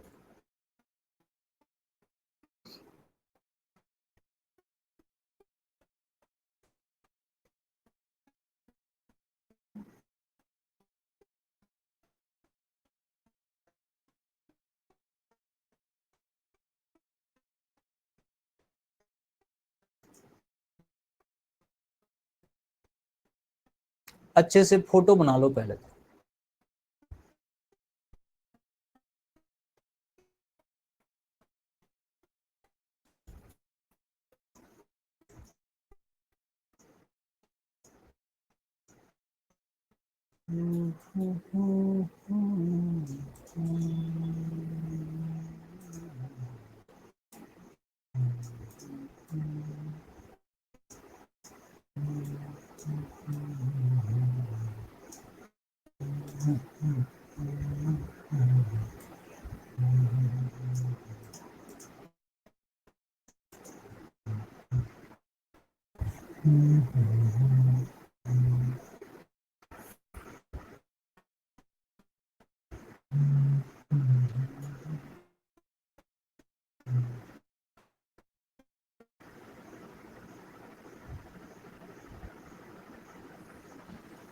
देखो ठीक है, अच्छा है, एक एस सी, एक सेकेंड, अच्छा गलती नहीं करिए। आइए समझाता हूं मैं कुछ चीज, बढ़िया कर रहे हैं आप, बढ़िया कर रहे हैं आप, सब अच्छी कोशिश कर रहे हैं। देखिए समझिए क्या कह रहा हूं, स्लोप को बड़ा इज्जत से रखो, देखो, पहली बात, इसने हमसे क्या पूछ दिया, इसने ग्राफ दिया है। पहली बात तो एक्सटी का ग्राफ, अभी तक हम फोर्स का ग्राफ देख रहे थे, यहाँ ग्राफ एक्सटी है। अच्छा, तो क्या क्या आपने को पता है एक्सटी ग्राफ के बारे में? मुझे पता है कि भाई एक्सटी ग्राफ अगर दोगे तो एरिया तो नहीं निकाल पाऊंगा, स्लोप निकाल पाऊंगा। सोच के देखो, दिया है इंफॉर्मेशन मतलब कुछ ना कुछ काम का है। देखिए ठीक से देखिए, स्लोप निकाल पाऊंगा, और एक्सटी ग्राफ का स्लोप का सीधा मतलब होता है dx अपॉन dt। आप जैसे लिखेंगे समझ गए होंगे कि यहाँ से क्या देगा, ये देगा वेलोसिटी। पहला कॉन्सेप्ट तो ये है जो मेरा बिल्कुल क्लियर है, कोई दिक्कत नहीं। अच्छा, दूसरी बात समझते हैं। दूसरी बात कि मेरे से कोई भी स्लोप पूछे, स्लोप पूछे तो मन में आता है tan थीटा तुरंत से, मतलब आता है परपेंडिकुलर और नीचे आता है बेस। इसमें भी कोई दिक्कत नहीं। स्लोप के अंदर दो लोग होते हैं, एक तो स्लोप पॉजिटिव नेगेटिव जीरो होता है, यानी कि स्लोप का एक तो साइन होता है और दूसरा उस स्लोप की वैल्यू होती है। अब वैल्यू का तो सीधा मतलब tan थीटा है, लेकिन स्लोप का साइन कैसे निकालोगे? साइन सीधा देख के निकाल लिया करो, साइन देख के फाइंड कर लिया करो। कैसे, समझाता हूं। देख, तीन ही तरीके का स्लोप हो सकता है। या तो स्लोप बिल्कुल सीधा होगा, तो ये तो हो गया जीरो। एक कैसा हो सकता है, तो ये हो सकता है इस तरीके का एक्यूट एंगल बनेगा, तो यहां से स्लोप हो जाएगा पॉजिटिव। एक कैसा होगा, ये जब ऑप्ट्यूस बनेगा, एंगल लेना है अपने को टाइम एक्सिस से, तो एक में ये वाला एंगल बनता है, यहाँ पे स्लोप होता है नेगेटिव। अच्छा, तो ये बात ही पता होनी चाहिए। हाँ, एक और फालतू सा स्लोप होता है जो इनफाइनाइट वैल्यू देता है, जो नॉट डिफाइंड है, वो सीधी लाइन जब ऐसी आती है, तो ये नॉट डिफाइंड है, ये इनफाइनाइट स्लोप है, इसकी जरूरत नहीं पड़ती। तो चार ही तो केस बनते हैं, चार ही तो केस बनते हैं स्लोप के, चार केस बनते हैं। ये रहा पहला, ये रहा दूसरा, माना ये तीसरा, माना ये चौथा। मैं क्या कहना चाहता हूं, देख फिर से समझना क्या कहना चाह रहा हूं। स्लोप में दो लोग हैं, एक साइन है, दूसरी उसकी वैल्यू है। साइन देख के पता कर लो कि क्या कंडीशन कैसी है। एंगल एक्यूट है तो पॉजिटिव, ऑब्ट्यूस है तो नेगेटिव। एंगल नीचे से मेजर करना, एंटी क्लॉकवाइज चलना, नीचे से मेजर करना, एंटी क्लॉकवाइज चलना, ऐसे चलना हमेशा, हमेशा नीचे वाले एक्सिस से मेजर करना। अच्छा, और समझ लो, साइन को सबसे पहले डिसाइड करना, स्लोप में साइन डिसाइड करना है स्टेप 1 और वैल्यू डिसाइड करना है स्टेप 2। ये से कभी गलती नहीं होगी। स्लोप में साइन डिसाइड करना है स्टेप 1, वैल्यू डिसाइड करना है स्टेप 2। साइन तो देख के निकालूंगा, निकालूंगी, और वैल्यू के लिए हमेशा tan थीटा, हमेशा परपेंडिकुलर बाय बेस। ये स्लोप की बात है जो हमने फिर से एक बार देख लिया। अब आते हैं क्वेश्चन पे। स्लोप हमने फिर से पढ़ लिया, अब आते हैं क्वेश्चन पे। क्वेश्चन समझो, ये देखो, यहाँ एक्सटी ग्राफ था, तो एक्सटी ग्राफ की हेल्प से हमने स्लोप की इतनी बात कर ली।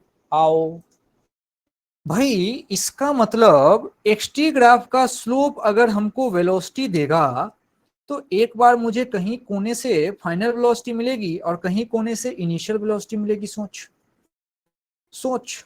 और कहानी क्या कह रहा है, ये हमसे कह रहा है कि find impulse given to the particle at t equals to 4 second. ये पंच लाइन है। t इक्वल्स टू 4 सेकेंड पर इंपल्स आया। इंपल्स जब भी आता है मोमेंटम का पूरा चेंज बताने के लिए आता है, मतलब ये डेल्टा p बताने के लिए आया है। डेल्टा p जब वो बताएगा तो p की फाइनल वैल्यू भी बताएगा साइन के साथ, और p की इनिशियल वैल्यू भी बताएगा साइन के साथ। t इक्वल्स टू 4 सेकेंड पे जो घटना हुई है, exactly t equals to 4 second पे मुझे चाहिए। Exactly t equals to 4 second पे क्या हुआ, मतलब कोई आदमी तुम्हारे पास आया, बैठा हुआ है, और तुमने उसको मार के उसका दांत तोड़ दिया, डूम। अब कितने बजे की घटना हुई कैसे पता चलेगा? अब किसी के पास कोई प्रूफ है तो लोग कहेगा देख 9 बजे तो इसके पास आया था, तब ये सही सलामत था, और 9:10 पे इसके दांत टूटे हुए निकले, मतलब ये घटना बीच में हुई है। तो इवेंट से जस्ट पहले और जस्ट बाद अगर उस आदमी का हुलिया देखा जाए तो पता लगाया जा सकता है कि उस इंस्टेंट पे क्या घटना हुई थी और किस लेवल पे इम्पैक्ट हुआ था। गाड़ी जा रही है, किसी पोल से टकरा रही है, तो कितना नुकसान हुआ कैसे पता चलेगा? उसके लिए टकराने से ठीक पहले और टकराने के ठीक बाद की स्थिति का पता लग जाए। तो t इक्वल्स टू 4 सेकेंड से ठीक पहले की स्थिति initial situation, t equals to 4 second के जस्ट बाद की स्थिति फाइनल सिचुएशन। तो समझना ध्यान से, ये तो t इक्वल्स टू 4 सेकेंड की स्थिति है, इससे जस्ट पहले ये जो ग्राफ है, ये स्लोप जो है पूरा का पूरा स्ट्रेट लाइन है, समझो स्लोप कांस्टेंट है। मैं फिर से बोल रहा हूं, t इक्वल्स टू 4 सेकेंड की कहानी तो ये है, ये लंबी लाइन, ये मैंने t इक्वल्स टू 4 सेकेंड की लाइन रखी। अच्छा, इससे ठीक पहले का सिचुएशन इनिशियल होगा, इसके ठीक बाद का सिचुएशन फाइनल होगा।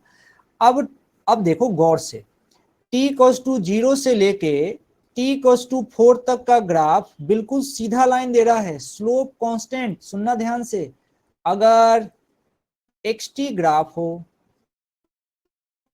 अच्छा xt ग्राफ हो और इसके स्लोप की बात हो, मतलब इसके लिए tan थीटा की बात हो, तो ये देता है अपने को वेलोसिटी। और स्लोप कांस्टेंट होने का मतलब वेलोसिटी कांस्टेंट है, वेलोसिटी कांस्टेंट है। वही हाल फाइनल में भी तो है भाई। t इक्वल्स टू 4 सेकेंड से लेके मैं t इक्वल्स टू 9 सेकेंड तक जाऊंगा। अब हर जगह देखना, यहां सोचूंगा उतना ही एंगल, यहां सोचूंगा उतना ही एंगल, कहीं भी सोचूंगा एंगल उतना ही आएगा। इसका मतलब यहां भी स्लोप कांस्टेंट है, और xt ग्राफ में स्लोप का मतलब वेलोसिटी होता है। अच्छा ठीक है, अब मैं इसको दोबारा समझाता हूं, तरीके समझने में क्या कहना चाह रहा हूं। आराम से सोचो, समझने वाला सवाल है। मैं इस ग्राफ के दो टुकड़े करता हूं, देखो कैसे दो टुकड़े करता हूं। ये वाला जो टुकड़ा है, ये मैं इसको इनिशियल मान रहा हूं, और जो ये वाला टुकड़ा है इधर वाला, इसको मैं मानूंगा फाइनल। बात समझ में आनी चाहिए, एक टुकड़ा इनिशियल और एक टुकड़ा फाइनल। अच्छा ठीक है, अब एक एक करके दो टुकड़ों में इस ग्राफ को बनाते हैं। पहला टुकड़ा तुम्हारे सामने ऐसे रहा, ये इनिशियल वाला, देखो लाइन ऐसी जाएगी, और उसके बाद से t इक्वल्स टू 4 सेकेंड की लाइन मैं ये खींच रहा हूं। ये जो समय है नीचे टाइम का, ये है मेरा 4 सेकेंड। तो ये रहा इनिशियल सिचुएशन, ये मेरा यहां से थीटा होगा। आराम से समझना, पहली बात बताओ मेरे को, स्लोप बताओ। स्लोप सबसे पहले बताओ, पॉजिटिव या निगेटिव? तो आंसर है पॉजिटिव। ओके, अब पहली बात। अब दूसरी बात, इस स्लोप की वैल्यू बताओ। आज ये xt ग्राफ है, ऊपर में x है, नीचे में t है, तो ये स्लोप अपने को वेलोसिटी देगा। अच्छा, तो पॉजिटिव होगा वो वेलोसिटी, हो तो तय है, और परपेंडिकुलर अपॉन बेस। आराम से देखना, परपेंडिकुलर भी पहचानो और बेस भी। परपेंडिकुलर के जगह पे आराम से देखो, ये रहा 40 दे रखा है, मैंने नहीं, क्वेश्चन ने दिया है, तो मैं यहाँ डालूंगा 40 और बेस के जगह पे 4। तो शुरुआत के दिनों में, अच्छा ये चूंकि इनिशियल कंडीशन है, तो यहाँ से मुझे क्या पता चला कि v इनिशियल मेरे पास आया है, पूरी बात बोलना, तो प्लस का 10। v इनिशियल मेरे पास आया है प्लस का 10। अच्छा, तो v फाइनल का क्या होगा? v फाइनल का क्या होगा? अरे v फाइनल भी बना लेते हैं, v फाइनल भी बना लेते हैं। तो v फाइनल एक बार और इसको चोरी करते हैं, ये देखिए v फाइनल। v फाइनल कैसे बनाएंगे? ये सब नाटक हटाओ, ये ऐसे लेके आओ। फाइनल आप जानते हो, फाइनल के लिए अपने को ये वाली लाइन लेनी है, t इक्वल्स टू 4 सेकेंड के जस्ट बाद की कहानी। ओके, इसको पकड़ते हैं, क्या होगा इसमें? ग्राफ फिर से बनाते हैं, ये देखिए फिर से। लेकिन अब तो मैं t इक्वल्स टू 4 सेकेंड तक तो आ ही चुका था, अब इसके बाद की कहानी बतानी है। ऐसी ये कहानी बतानी है, जो ये 4 है और 4 से 9 तक की कहानी, 4 से 9 तक की कहानी। अच्छा, तो ये मेरा 9 है। ओके, अब देखना, ये कहानी फाइनल की है, और फाइनल में स्लोप मेरा यहां से पकड़ लो, ये 90 से ज्यादा है। हमेशा नीचे वाले एक्सिस पे ऑब्जर्वर रहता है, नीचे वाले एक्सिस से एंटी क्लॉकवाइज मेजर करता है। ओके, अच्छा, तो ये तो वैल्यू 40 है, कोई दिक्कत नहीं। अब फिर से स्लोप सोचूंगा, तुम तरीका देखना सोचने का। हाँ, तरीका देखिए, ये मैं स्लोप निकालूंगा। स्लोप के अंदर दो लोग होते हैं, एक होता है स्लोप का साइन। साइन सबसे पहले स्टेप में निकलता है। यहाँ इस बात की पूरी गारंटी है कि यहाँ से स्लोप नेगेटिव मिलेगा, साइन अपन देख के डिसाइड करते हैं। दूसरे स्टेप में स्लोप की आती है वैल्यू। वैल्यू जब भी निकालते हैं टेन थीटा से सोचते हैं, जो कि क्या होता है, परपेंडिकुलर अपॉन बेस। अब थोड़ा रुक जाते हैं, अच्छा, परपेंडिकुलर कितना, गौर से देखो, परपेंडिकुलर तो यही है, मैं मार्क कर रहा हूं परपेंडिकुलर को, देखना, परपेंडिकुलर तो यही है, ये है परपेंडिकुलर। अच्छा, कितना है, तो परपेंडिकुलर 40 है। अच्छा, बेस कितना है, अरे ये रहा बेस, कितना, तो 5, 5, ये रहा 5, तो कितना आया, 8। परंतु ये निगेटिव में आया, और ये वैल्यू क्या देगा समझना, अब समझना, यहां लिख रहा हूं, यहां से जो स्लोप लेके आओगे ये मुझे v फाइनल देगा, और साइन के साथ ये आएगा -8 मीटर पर सेकेंड। समझो, बस हो गया खेल। अब मुझे क्या चाहिए था, मुझे चाहिए था इम्पल्स, चाहिए था।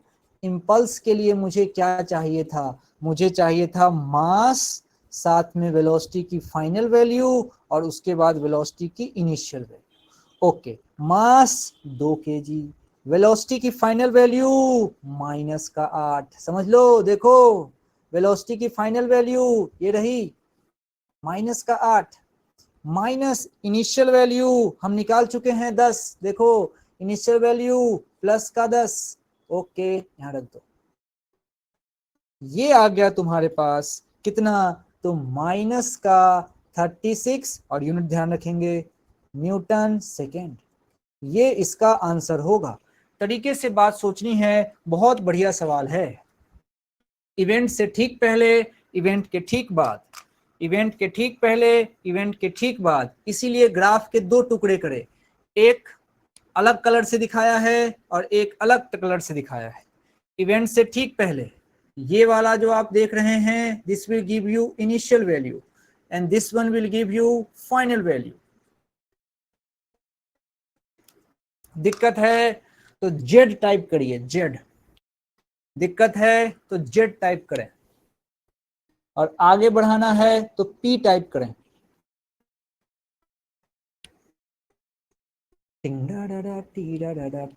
पी, एक पी आया है, दूसरा भी पी आया, पी आर नंदिनी का भी पी आ गया, ओ माय गॉड। ओके, सबका पी आ गया, सबका पी आ गया। मेरा पिया घर आया पूरा मुझे, ये गाना था पहले बचपन में, मेरा पिया घर आया ओ राम जी। बचपन में जब हम छोटे थे ना, शादी वादी होती थी लोगों की, तो उसमें गाना बजता था, दुल्हन की सहेली, ऐसा करके। अब तो गाने नहीं बजते, अब तो इतना जोर जोर से बजाते कान फाड़ देते हैं साल। आइए, ये क्या है रे, मास फ्लो रेट, ये क्या है, ये पार्क में पानी दिया जा रहा है, और आज हमारा टारगेट है पार्क में पानी देने का फिजिक्स पढ़ना। अगला टॉपिक है मास फ्लो रेट। थोड़ा सांस ले लो, इधर उधर देख लो, कहीं तुम्हारे कमरे में मकड़े का जाल तो नहीं है, और अगर है तो उसमें कितने मकड़े, काउंट इट। पानी वानी P low.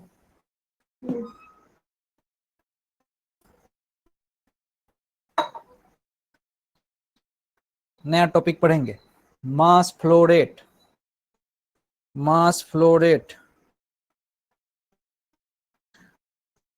युवतमाल Nagpur, new batch कब स्टार्ट होगा, और क्या स्टाइल, नहीं नहीं स्टाइल नहीं, क्या सिलेबस खत्म होगा,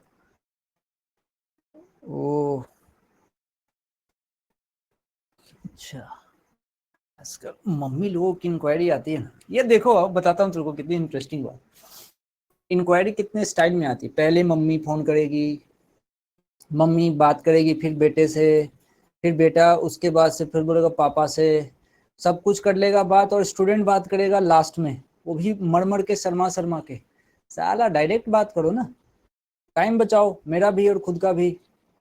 मम्मी को मैं सिलेबस समझाता हूँ, कितनी मुश्किल बात है बताओ। मम्मी कॉमर्स से पढ़ी है, मम्मी आर्ट्स से पढ़ी है, मम्मी अगर साइंस भी पढ़ी है तो बहुत पहले पढ़ी है, साइंस पढ़ी है तो 4 अक्षर उनको पता ही होगा। तुम मम्मी से फोन करवाते हो, फिर मैं मम्मी को समझाता हूँ, पूछती है कौन टॉपिक चल रहा है। अरे यार उनको क्या समझाऊं, फिर मैं उनको तो किसी तरीके से समझाता हूँ उनको समझ में आ जाए, तो उनको बताता हूँ कि हाँ इम्पल्स चल रहा है, न्यूटन्स लॉ चल रहा है। हाँ हाँ हाँ न्यूटन्स लॉ के बारे में सुना तो है। फिर वो बताती हैं कि हाँ मैं तो उतना नहीं समझती हूँ, लेकिन रे भाई नहीं समझती हूँ तो बेटी बेटा प्रस्तुत करिए, सिलेबस क्या चल रहा है, टॉपिक कब चल रहा है, सब बोल के फिर माता श्री कहती हैं देखिए मैं तो उतना पढ़ाई को नहीं समझती हूँ, बच्ची से बात करके देखती हूँ। टाइम वेस्ट है, इसलिए हमेशा जिसका काम है वो बात करे। मम्मी से बात कराओ, लेकिन मम्मी से मम्मी वाली बात कराओ कि हाँ पढ़ रही है नहीं पढ़ रही है, बदमाशी तो नहीं कर रही टाइप। सिलेबस कौन सा चल रहा है, कोर्स खत्म कब होगा, टेस्ट कब लेते हैं, और टेस्ट में कैसे कैसे सवाल आते हैं। और फिर मम्मी कहेंगी मुझे तो थोड़ा कम ही समझ में आता है। आइए, लेकिन मुझे पूरा समझ में आता है, क्योंकि मैं पढ़ाने जा रहा हूँ मास flow rate. Mass flow rate, मैंने इतनी देर से फोटो तुम्हारे सामने निकाल के रखा हुआ है, छोड़ा हुआ है, तुम देखो आखिर क्या हो रहा होगा, क्या हो रहा होगा, क्या हो रहा होगा। अच्छा देखो, दिमाग लगाओ, मैं कुछ यहाँ दिखाना चाहता हूँ।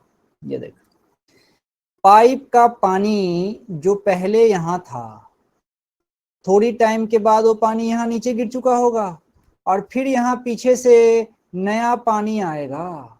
समझो, जो पानी पहले यहाँ था वो तो नीचे गिरता जा रहा है, और पाइप के पीछे से नया नया पानी आ रहा है। यही तो बात है, अगर नया नया पानी नहीं आता तो नए पानी की जरूरत नहीं होती, तो आप यहाँ से नल खोल देते, वहां से नल टैप बंद कर देते, तब भी पानी आता।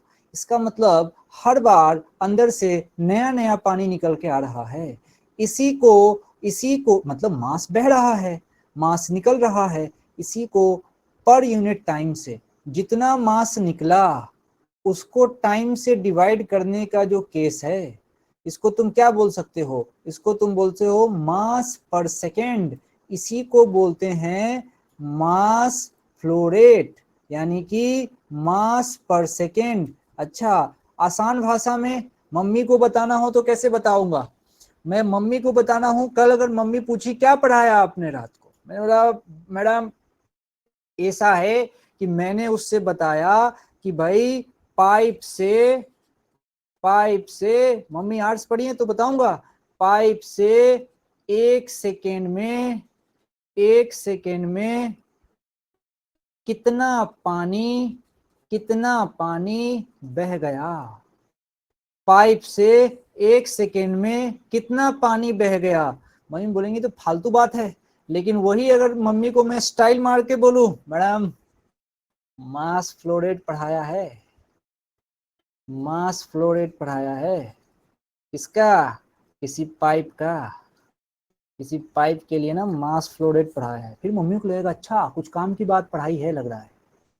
ये होता है बोलने का तरीका, आप समझिए। मास फ्लो रेट का सीधा मतलब है पाइप से 1 सेकेंड में कितना पानी बह गया। अब तुम आराम से दिमाग खोल के मेरी बात को सुनो, जो मैं कहना चाहता हूं, एकदम से अटेंटिव रहिएगा कि क्या चलने वाला है, बिल्कुल सीरियसली। ये ऐसा, ये ऐसा, ये मैं पाइप बनाने की कोशिश कर रहा हूं, पाइप बनाने की कोशिश कर रहा हूं। जरा ध्यान से इसको, ये कैसा हो गया, अरे तू इधर उधर क्यों हिल रहा भाई, अरे कंट्रोल में भाग। चलो हाँ, आइए समझते हैं क्या हो रहा है। कि भाई जो पानी, समझना ध्यान से, जो पानी, अगर इसमें पानी भरा हुआ है पूरा पाइप के अंदर, तो लगातार अगर सिचुएशन देखो, इसमें से पानी इस तरीके से भरा हुआ है, इस तरीके से पानी भरा हुआ है, पाइप में पूरा पानी भरा हुआ है और वो लगातार बह रहा है, लगातार पाइप से पानी बह रहा है, कोई दिक्कत वाली बात नहीं है, और पीछे से नया पानी भी आ रहा होगा। अब मैं कुछ सिचुएशन बताता हूँ, आप जरा गौर फरमाएं।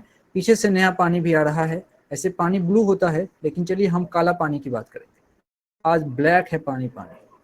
अब देखो समस्या क्या है, पाइप का ये वाला जो होगा क्रॉस सेक्शन होगा, इसका क्रॉस सेक्शन ऑफ पाइप, इसमें पानी की एंट्री हुई, क्रॉस सेक्शन हमने फिक्स कर दिया, और माना यहां से जो पानी की एंट्री हुई है उसकी वेलोसिटी जो है वो v है, उसकी वेलोसिटी जो है वो v है। अब देखो जो मैं कहना चाहता हूं गौर से, क्या हुआ होगा, पाइप में पानी गया, पहले जो यहां पानी था, पहले जो यहां पानी था, कुछ टी टाइम के बाद हो सकता है कि वो पानी यहां चला गया हो, क्योंकि पाइप से लगातार पानी बह रहा है। तो पहले पानी यहाँ था t=0 पे, और टी टाइम बाद पानी यहाँ आ गया। मैं लिख देता हूं कि भाई टी टाइम बाद, अगर ये तुमको समझ में आ गया तुमको मजा आ जाएगा। और ये मैं t=0 पे यहाँ से शुरू हो रहा हूँ, और टी टाइम बाद पानी यहाँ से आ गया। तुम बोलोगे पानी तो दिख नहीं रहा है, अरे भर दो ना, हौच पौच नहीं करना चाह रहा हूं मैं, और पानी लगातार बह रहा है। अब जरा सोचो, सोचो, टी टाइम बाद और पानी में कोई एक्सप्रेशन होता ही नहीं है, तो पानी ने यहां से यहां तक में कितनी दूरी ट्रेवल की। अब देखो दिमाग लगा के, तो तुम कहोगे अच्छा डिस्टेंस पूछ रहे हो, तो सिंपल मैं क्यों ना स्पीड इनटू टाइम सोचूं, सोचो, स्पीड इनटू टाइम सोचूं, तो डिस्टेंस स्पीड इनटू टाइम, ओ स्पीड v है, टाइम t है, तो पानी ने vt डिस्टेंस ट्रेवल किया। इसका मतलब ये हुआ कि भाई यहां से लेके और यहां तक की जो दूरी है ये vt है, ये दूरी vt है, ये समझ में आनी चाहिए बात। अच्छा, ये दूरी vt है, ओके। अब ये फोटो मन में सेट हो गया। अब लगातार दो तीन बात खुद से पूछ लेते हैं तो मजा आ जाएगा। दो तीन बात खुद से पूछ लेते हैं, इसकी साइज बढ़ा देता हूं ताकि ये फोटो आपको दिखता रहे, बीच बीच में फोटो देखेंगे जरूरत पड़ेगी। कहाँ गया भाई, बीच बीच में इस फोटो को देखेंगे, आइए जरूरत पड़ेगी देखेंगे, समझते हैं क्या है मामला। मान लो मैं सबसे पहले पूछूंगा कि भाई पाइप से पानी बह रहा है तो कितना कितना वॉल्यूम, कितना वॉल्यूम बह गया, आराम से समझना, वॉल्यूम पे चर्चा करना चाहते हैं कि भाई पाइप से कितना वॉल्यूम पानी बहा भाई। तो वॉल्यूम, ओके। अब वॉल्यूम यार कुछ समझ में नहीं आ रहा क्या करें, तो हमको एरिया पाइप का पता है कि पाइप का area of cross section given होगा, टेंशन मत लेना। यहाँ पे क्या क्या पता होगा, एक तो तुमको डेंसिटी पता होगी, जो चीज बह रहा है उसकी डेंसिटी ये है, फिर तुमको एरिया ऑफ क्रॉस सेक्शन पता होगा, और क्या पता होगा, वेलोसिटी पता होगी, वेलोसिटी पता होगी। तीन चीजें आपको पता होंगी, तीन चीजें आपको पता होंगी, velocity, area of cross section और रो है डेंसिटी। तीन चीजें आपको पता है। वॉल्यूम चाहिए, ध्यान से देखना, अब वी में गलती मत करना क्योंकि अगला वी वॉल्यूम लिखने वाला हूं, मैं वॉल्यूम लिख रहा हूं। तो वॉल्यूम लिखूंगा भैया तो तुम कहोगे वॉल्यूम का एक तो मुझे ध्यान है एरिया इनटू लेंथ, ये भी तो होता है volume, okay, area into length no problem. Area A ये तो गिवन है, लेंथ, लेंथ और डिस्टेंस भाई भाई, लेंथ और डिस्टेंस भाई भाई, ये हमारा लेंथ ही तो हो गया ना वीटी, इसको लेंथ बोलो या डिस्टेंस बोलो एक ही बात है। तो लेंथ के जगह पे v इंटू टी, ये v ध्यान दें, ये वॉल्यूम नहीं, मैंने इसकी वेलोसिटी लिखी है, स्पीड लिखी है, कलर अब चेंज करूंगा, यानी कि कितना वॉल्यूम आगे गया है, तो वॉल्यूम का नाम ए छोटा वी और टी होगा, कोई कंफ्यूजन नहीं, ये वी वेलोसिटी का है। आ जाओ दूसरी कहानी बताता हूं, दूसरी कहानी बताता हूं, ध्यान से देखिए। आज दूसरी कहानी, हाँ दूसरी कहानी हमसे पूछ सकता है कि भाई मास कितना बह गया, मास कितना बह गया। तो मास सुनते ही मन में आएगा कि भाई वॉल्यूम को डेंसिटी से जैसे ही मल्टीप्लाई करूंगा मास का पता लग जाएगा।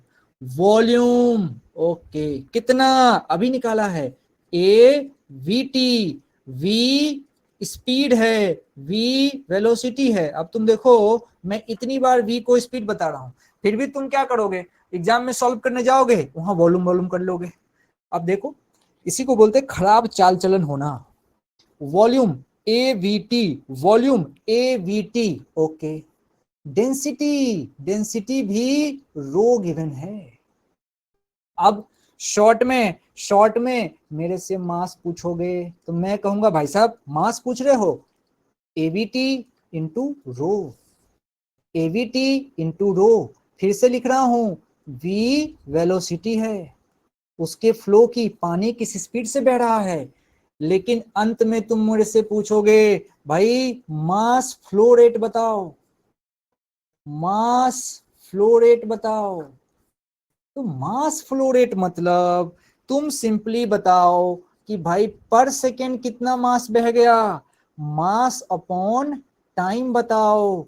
मास तो मैं जानता हूं ए V T into rho divided by T, इसका मतलब टी से टी उड़ा दूंगा और मास फ्लो रेट को मैं सीधे सीधे ध्यान में रखूंगा, डायरेक्ट याद रखूंगा, M by T. Mass flow rate हमेशा ए रो वी होता है, यही होता है mass flow rate, mass flow rate, mass flow rate, ये होता है मास फ्लो रेट। इतना ही आसान है, इतना ही आसान है। अच्छा तुमको बताऊं, कभी कभी क्वेश्चन बदमाशी भी करता है, वो कभी कभी आपको DM by D T style में लिख देगा, तो घबराना नहीं है, लिख सकते हैं भाई ऊपर मास नीचे टाइम है, मास फ्लो रेट ही तो है। और यही डीएम बाई डी टी कुछ टाइम के बाद तुमको रॉकेट प्रोपल्शन में भी आएगा। लेकिन अभी ये समझिए पाइप वाले सवाल में DM by D T mass flow rate होता है, एक सेकंड में पाइप से कितना पानी बह गया। दिक्कत है तो एक्स टाइप कीजिए, दिक्कत है तो एक्स टाइप कीजिए। और किसी को दिक्कत है, मैं जिसको कष्ट है बोल सकता है, पूरा मौका बोलने का, चिल्लाओ, जिसको दिक्कत है बोलो, मैं सुनने को तैयार हूं।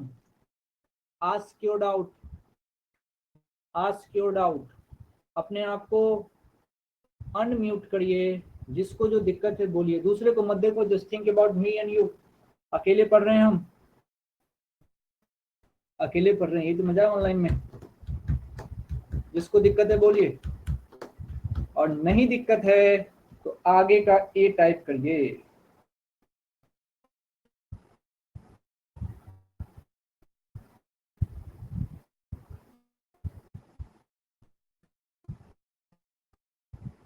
ए ए ए ए ए ए भाई साहब तुम लोगों को दिक्कत ही नहीं होती, बड़े इंटेलिजेंट हो भाई, इंटेलिजेंट लोगों को कोई कष्ट नहीं है। आइए आइए, चलिए इंटेलिजेंट लोग इस सवाल पे गौर फरमाइए। आइए अच्छे से पढ़िए। ए rho V mass flow rate, ए rho V mass flow rate, एक सेकेंड में पाइप से बोलो कितना पानी बह गया, मास फ्लो रेट।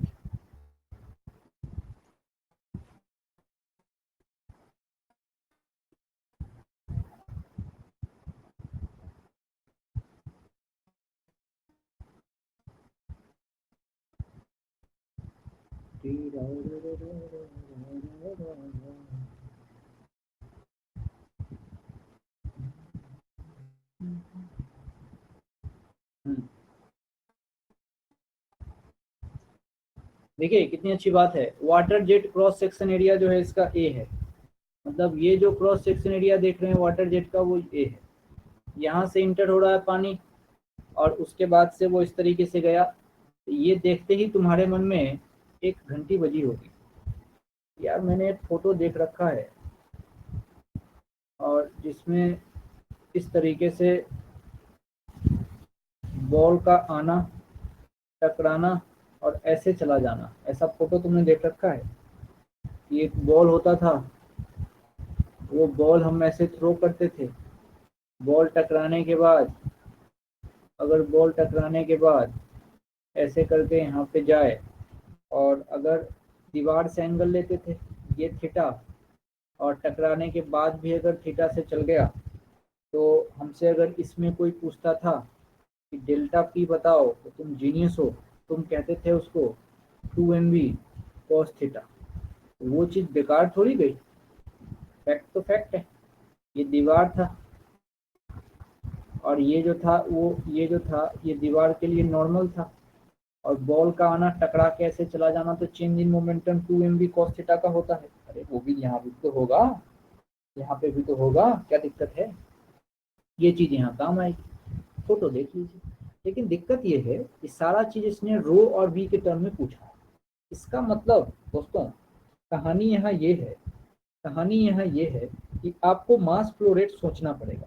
तो भाई मास फ्लो रेट के लिए, मास फ्लो रेट के लिए मैं कैसे सोचूंगा, इस तरीके से समझो।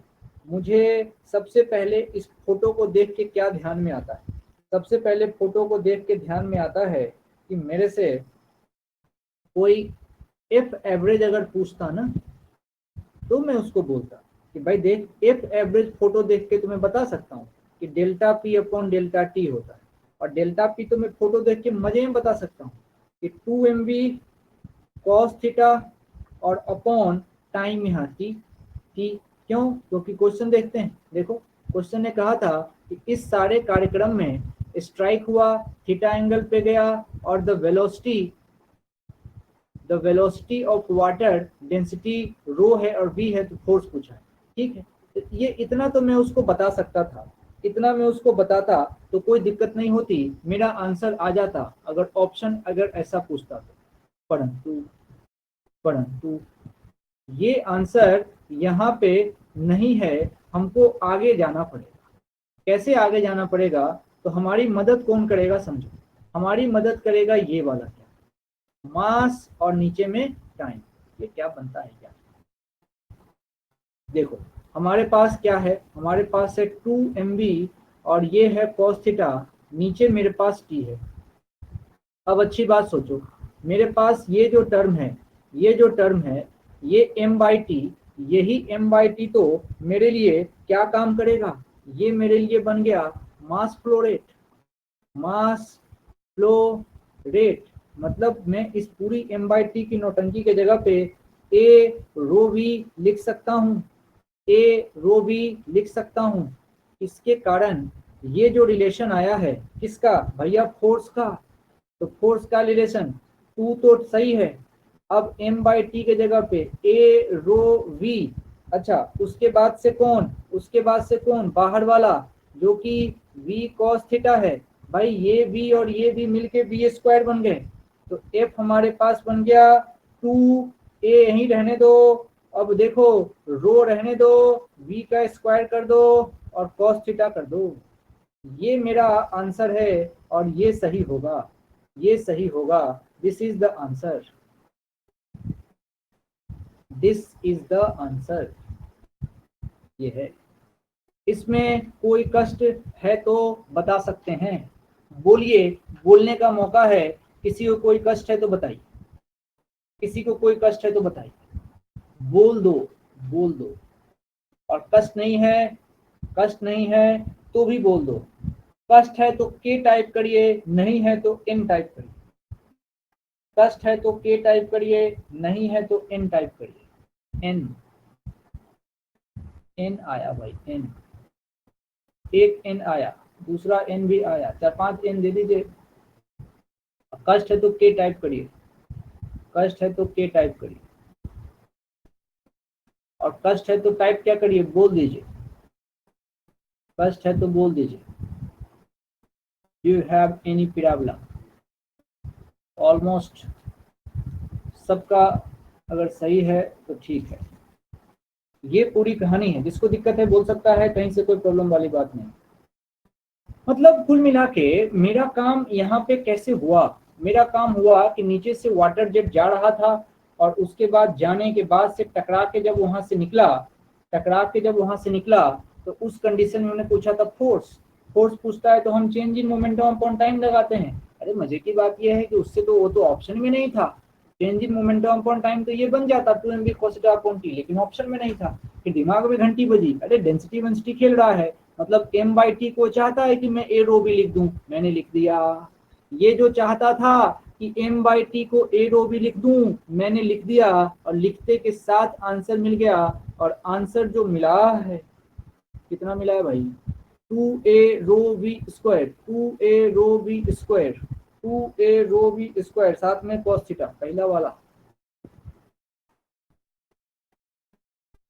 ये है आंसर, ये है आंसर। अब मैंने क्या किया है देखिए, अब मैंने एक सवाल, ये देखिए, ये आपके लिए छोड़ा है।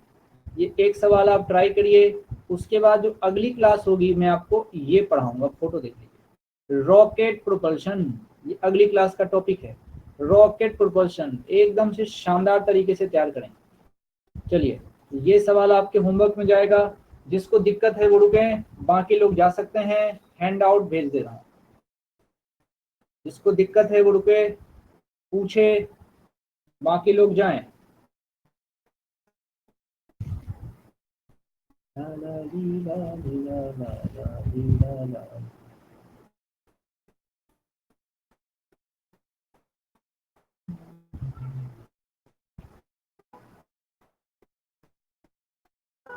ओजस भैया कुछ कहना चाहते हैं?